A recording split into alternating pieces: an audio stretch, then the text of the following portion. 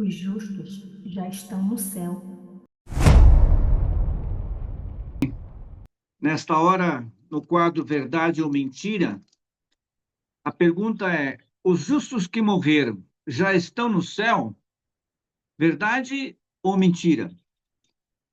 Bom, esta pergunta, ela exige uma explicação um pouco mais abrangente no início dela, porque embora alguns já estejam no céu, como Enoque, como Elias, como Moisés, e mais uma quantidade que representou quando Cristo ressuscitou dos mortos e levou um chamado molho movido, que era um representativo daquela cerimônia que era feita no santuário lá do deserto onde Moisés construiu, quando Deus lhe pediu. Mas todas essas pessoas que estão no céu, elas têm uma representatividade. E nós sabemos que tanto Enoque quanto Elias, eles representam os justos que vão estar no céu e não vão passar pela morte, que logo mais vamos ler aqui na palavra de Deus.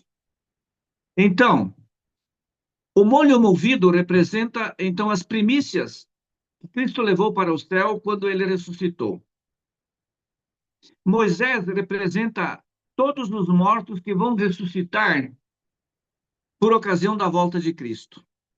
Então, todas essas pessoas que estão hoje nos céus, elas têm uma representatividade, mas vamos ver o que a palavra de Deus diz. Em Hebreus, no capítulo 11, o verso 39 e 40, Paulo diz para os hebreus o seguinte: ele aqui no capítulo 11 de Hebreus, ele, na verdade, o capítulo 11 de Hebreus é chamado da galeria dos heróis da fé. Paulo aqui descreve todos aqueles que, pela fé, são salvos e tiveram um bom testemunho diante de Deus. E ele cita aqui uma série de pessoas que eu não contei, mas são bastante, você pode ler em sua palavra aí na sua Bíblia em casa. Ele encerra o capítulo 11 dizendo assim: todos estes que tiveram bom testemunho por sua fé, não obtiveram, contudo, a concretização da promessa. Por haver Deus provido coisa superior a nosso respeito, para que eles, sem nós, não fossem aperfeiçoados. Olha só que maravilha quando a gente vê a palavra de Deus se autoexplicando nessa questão, muito importante, porque Paulo aqui, embora ele cita uma série de pessoas que estão salvas, aqui no verso 39, ele diz que eles não obtiveram, por causa do seu testemunho, ainda a herança dos céus, porque Deus proveu que sem nós eles não fossem aperfeiçoados. Então Deus tem uma maneira muito especial de lidar com estas coisas. E ele então vai fazer com que todas as pessoas recebam o galardão celestial por ocasião da volta de Cristo. Mas vamos ver o que Paulo ainda diz em 1 Coríntios, no capítulo 15, do verso 50 ao verso 58, ele diz o seguinte: isso afirma, irmãos, que carne e sangue não podem herdar o reino de Deus, nem a corrupção herdar a incorrupção. Eis que vos digo um mistério: nem todos dormiremos, mas transformados seremos todos. No momento, num abrir e fechar de olhos, ao ressoar a última trombeta, a trombeta soará e os mortos ressuscitarão incorruptíveis, e nós seremos transformados. Porque é necessário que esse corpo corruptível se revista da incorruptibilidade e o que é mortal se revista da imortalidade. E quando este corpo corruptível se revestir da incorruptibilidade e o que é mortal se revestir da imortalidade, então se cumprirá a palavra que está escrita: tragada foi a morte pela vitória. Onde está a morte, a tua vitória? Onde está a morte, o teu aguilhão? O aguilhão da morte é o pecado, e a força do pecado é a lei. Graças a Deus que nos dá a vitória por intermédio de nosso Senhor Jesus Cristo. Portanto, meus amados irmãos, sede firmes e inabaláveis e sempre abundantes na obra do Senhor, sabendo que no Senhor o vosso trabalho não é vão. Eu vou voltar aqui no verso 51, aonde Paulo diz: Eis que vos digo um mistério, nem todos dormiremos, mas transformados seremos todos. Quando Paulo diz esse verso, ele está dizendo que nem todos vão morrer quando Cristo voltar. Existe um grupo de pessoas que vão estar vivos, e esses não vão passar pela morte.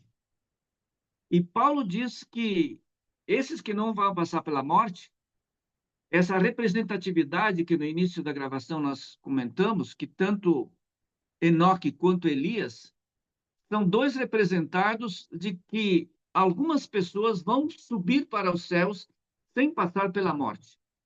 Que espetáculo, que forma especial que Deus tem, e que essas pessoas que não vão passar pela morte, mas vão passar por algo muito especial, que é um preparo que Deus quer que nós tenhamos nesse tempo, para que nós então possamos herdar o reino dos céus, de forma a não passar por essa morte. Mas eu queria ler outro texto para você, que é análogo a esse, que está em 1 Tessalonicenses, no capítulo 4, e o verso do 13 ao 18. Eu gostaria que você lesse em casa, na sua Bíblia, para você ver como tanto 1 Coríntios 15, 50, 58, como este, vai falar da mesma coisa de maneira diferente, mas eu vou citá-lo para que você tenha uma compreensão um pouco um pouco melhor. No capítulo 4 de 1 Tessalonicenses, a partir do verso 13, eu leio o seguinte: Não queremos, irmãos, aqui, veja bem, Paulo está fazendo uma referência de que as pessoas, todos nós que estamos vivos, não sejamos ignorantes com respeito aos que dormem. Aos que dormem, porque, na verdade, a morte é um sono, é o sono da morte. Mas vão todos ressuscitar. Num primeiro momento, os que estão salvos, num segundo momento, os que estão perdidos. Mas todos vão ressuscitar. E Paulo, então, começa o texto dizendo: Não queremos, porém, irmãos, que sejais ignorantes com respeito aos que dormem, para não vos entristecerdes como os demais que não têm esperança. Agora, ele segue no verso 14, dizendo o seguinte: Pois se cremos que Jesus morreu e ressuscitou, assim também, mediante Cristo, trará em sua companhia os que dormem. Ora, ainda vos declaramos, por palavra do Senhor, isto: nós, os vivos, os que ficarmos até a vinda do Senhor, de modo algum precederemos os que dormem. Porquanto o Senhor mesmo, dada a sua palavra de ordem, ouvida a sua voz do arcanjo, ressoada a trombeta de Deus, descerá dos céus e os mortos em Cristo ressuscitarão primeiro. Depois o verso 17 diz assim: Depois nós, os vivos, os que ficarmos, seremos arrebatados juntamente com eles, entre nuvens, para o encontro com o Senhor nos ares. Assim estaremos para sempre com o Senhor. Verso 18: Consolai-vos, pois, uns aos outros com estas palavras. Veja que Paulo, aqui, nesse texto, de 1 Tessalonicenses 4, de 13 a 18, ele faz uma referência de que nós não devemos ignorar, de que todos vão ressuscitar. Primeiramente, na volta de Cristo, os salvos e os que estão vivos nesse momento serão transformados, não passarão pela morte.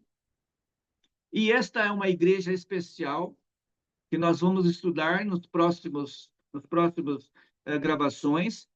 E Paulo mostra que todos, num determinado momento, tanto os que vão ressuscitar na primeira ressurreição na volta de Cristo, quanto aos que vão ressuscitar depois de 1000 anos, os perdidos, mas que nenhum destes que não estão nas primeiras 3 classes que eu falei, não estão nos céus, estão dormindo nas suas sepulturas. Então, é verdade ou é mentira que os justos mortos já estão nos céus? Não, é uma mentira, não estão nos céus. Eles estão aguardando tanto a primeira ressurreição dos justos, quanto a segunda ressurreição dos perdidos.